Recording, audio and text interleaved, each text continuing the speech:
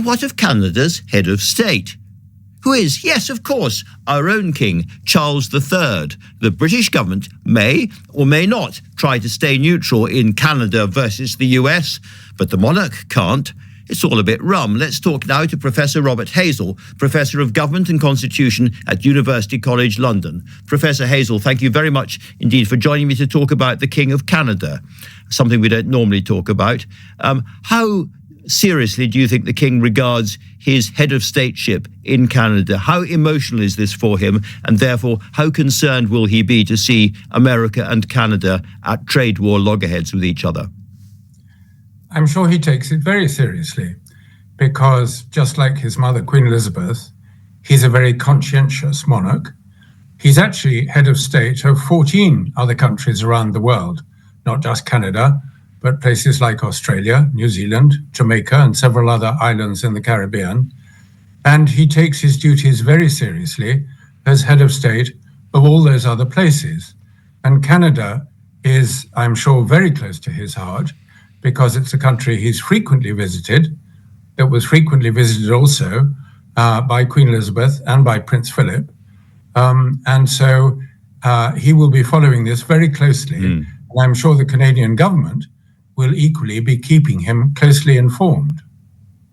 Well, it's an extraordinary place. It's got the longest land border, I think, in the world with America, and a population considerably smaller than ours. So they must be feeling very vulnerable at the moment, and this intense patriotic feeling will be bubbling up.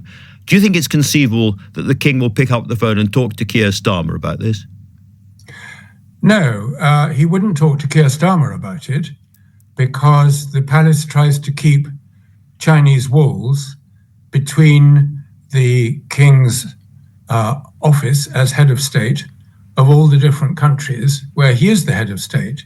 So if he were to pick up the phone to anyone, it would be to Justin Trudeau as the Prime Minister of Canada.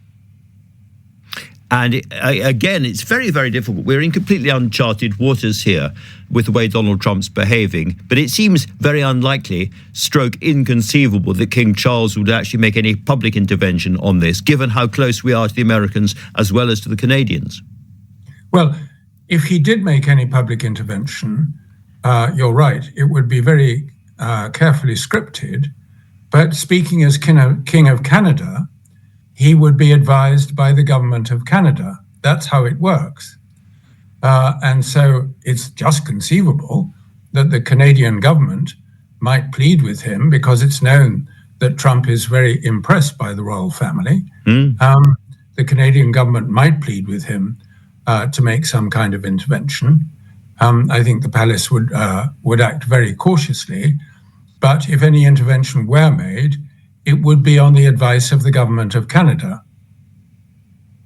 Well, you're going exactly expertly where I was hoping to go, which is that this is actually the King's involvement is actually one of the few cards that the Canadians have they could conceivably play beyond their aggressive response on tariffs themselves.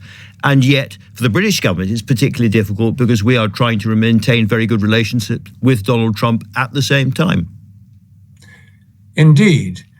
And it would only become awkward, I think, for the palace if the interests of the British government and the Canadian government appeared to be at odds with each other. If there were some conflict between the objectives of the British government and Keir Starmer trying to protect our trade position and that of Trudeau in Canada trying to protect the Canadian position. And just occasionally in the past, there have been occasions when the interests of the two governments have been in conflict and the monarchy has been caught in the middle. I can give you an example if we have time. We don't. I was going to say, let's hope this doesn't happen this time. But Professor Hazell, thank you very much indeed for talking to LBC Tonight.